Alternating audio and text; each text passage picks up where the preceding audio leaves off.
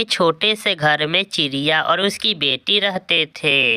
गुड़िया बेटी, आप घर में ही रहना और हम दाना लेकर आती हूँ। नहीं मम्मा, मैं भी चलूंगी आपके साथ दाना लेने। नहीं बेटी, अगर पास में दाना ना मिले तो हमें दूर दूर तक जाना होता है दाना लेने, आप थक जाओगी। नहीं मम्मा, मैं नहीं थकूंगी। चिड़िया के बहुत माना करने के बाद भी गुड़िया नहीं मानती और वो दोनों दाना के तलाश में इधर उधर घूमने लगते हैं। बहुत कोशिश के बाद गुड़िया को एक पेड़ पर एक अमरूद मिल जाता है। मम्मा देखी, मैंने एक फल खोज दिया। हाँ बेटी, आपकी नज़र बहुत तेज है। फिर वो दोनों माँ बेटी अमरूद लेकर घर वापस चले जाते हैं। घर जाकर माँ बेटी वो अमरूद खा लेते हैं। मम्मा, मैं खेलने जा रही हूँ अपने दोस्त के साथ।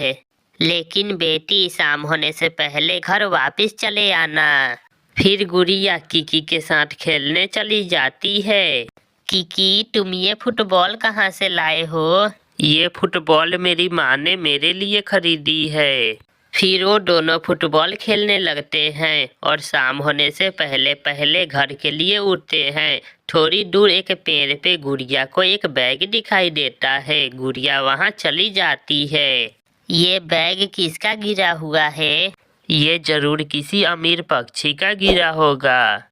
मेरी माँ कहती है कि रास्ते से मिली हुई चीज हमारी नहीं होती। मैं ये अपनी माँ से जरूर दिखाऊंगी। फिर गुड़िया वो बैग लेकर घर चली जाती है और अपनी माँ से सारी बात बताती है। बेटी, ये बैग तो किसी अमीर पक्षी का है, हमें जंगल में पक्षियों से बता देना चाहिए। फिर चिड़िया मीठू तोते के पास जाती है। मीठू मीठू, मेरी बेटी को एक बैग मिला है, अगर कोई वो बैग खोजे तो बता देना। ठीक है चिड़िया बहन, अगर कोई पूछेगा तो बता दूंगा। ये बात गोरी कवि के कान में चली जाती है। गोरी कवि से तो अब रहा ही नहीं जाता। कालू कालू, सुना है मैंने कि चिड़िया को एक अमीर आदमी का बैग मिला हुआ है, क्यों ना वो बैग हम ले लें। वो चिड़िया बहुत चालाक है, वो ऐसे किसी को बैग देने वाली नहीं है। मैं उससे भी ज्यादा चालाक हूँ, देखती हूँ वो बैग कैसे नहीं देती है। फिर गोरी जल्दी से चिड़िया के घर जाती है। चिड़िया, जो बैग तुम्हें मिला है वो बैग मेरा है, लाओ वो बैग मुझे दे दो। गोरी शांत हो जाओ, तुम्हारा बैग तुम्हें ही मिलेगा, कोई और नहीं ले जाएगा। चिड़िया जानती थी कि गोरी एक नंबर की झूठी और लालची कवि है, इसलिए चिड़िया वो मिला हुआ बैग नहीं बल्कि अपना बैग लाकर दिखाती है। गोरी, क्या तुम्हारी बैग यही है? हाँ हाँ चिड़िया, ये बैग मेरा ही है। गोरी, तो तुम्हारा बैग मुझे नहीं बल्कि किसी और को मिला है, ये मिला हुआ बैग नहीं बल्कि मेरा बैग है, जाओ अपना बैग किसी और के घर देखो।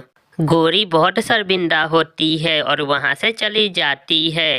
फिर एक दिन जंगल में एक चील आती है, वो कबूतर के पास जाती है। कबूतर, कुछ दिन पहले मेरा एक बैग गिर गया था इस जंगल में, कहीं वो बैग तुम्हें मिला तो नहीं न है? नहीं चील दी, मुझे वो बैग नहीं मिली है। फिर चील आगे बढ़ती है। मीठू घर के बाहर ही बैठा हुआ था। चील मीठू के पास चली जाती है।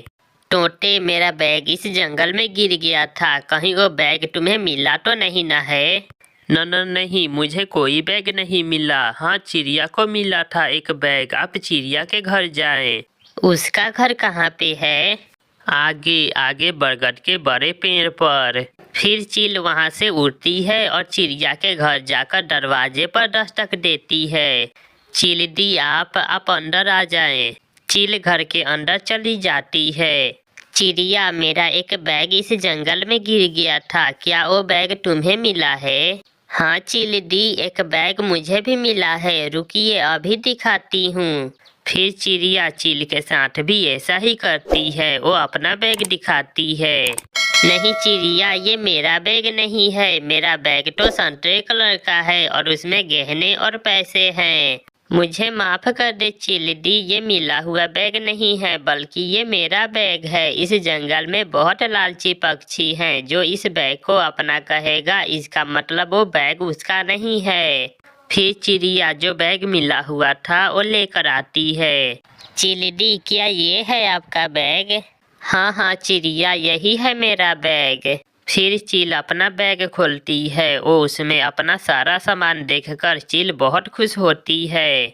चिड़िया, तुम्हारे जैसे ईमानदार पक्षी मैंने पहली बार देखा है। लो ये पैसे रख लो, तुम्हारे काम आएंगे। नहीं चिल्डी, ये आपके पैसे हैं, हमें पैसों की कोई जरूरत नहीं है। नहीं चिड़िया, आप इसे रख लो, गुड़िया की पढ़ाई में आपकी मदद मिलेगी।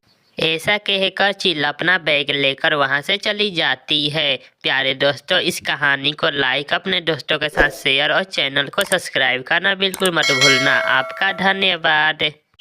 मामा चिड़िया अपने बच्चों से बहुत प्यार करती थी। मामा चिड़िया जब भी भोजन लेने जाती तो अपने बच्चों को समझा कर जाती थी। बच्चों, मैं आपके लिए दाना लेने जा रही हूँ, घर में ही रहना और खिड़की के रास्ते बाहर मत जाना। मम्मा आप चिंता ना करें, मैं और गुड़िया घर में ही बैठकर खेल लेंगे। मामा चिड़िया घर से बाहर निकलती है और घर के दरवाजे को बाहर से ताला लगाकर दाना लेने चली जाती है। गुड़िया चलो छुपन छुपाई खेलते हैं। फिर वो दोनों खेलने लगते हैं। छोटे पक्षी किडनैप करने वाला दुष्ट पक्षी कालू कौवा उड़ता हुआ चिड़िया के घर तक आ जाता है। चिड़िया के घर को तो बाहर से ताला लगा हुआ है। चिड़िया जरूर अपने बच्चों को दाना लेने अपने साथ ले गई होगी। ऐसा सोचकर कालू कौवा वहां से चला जाता है। दूसरे दिन चिड़िया जब दाना लेने जाती है तो अपने घर को बाहर से ताला लगाती है। थोड़ी दूर बैठा कालू कौवा ये सब देख रहा था।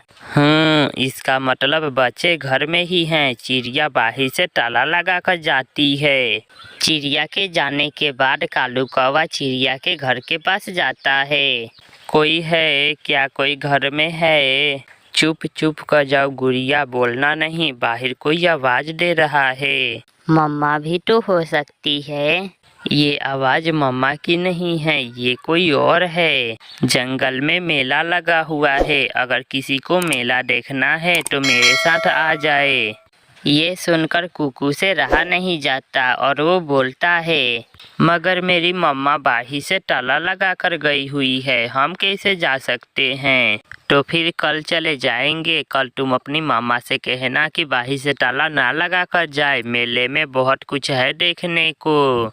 कौवा चला जाता है। मामा चिड़िया भी अपने बच्चों के लिए भोजन लेकर आ जाती है।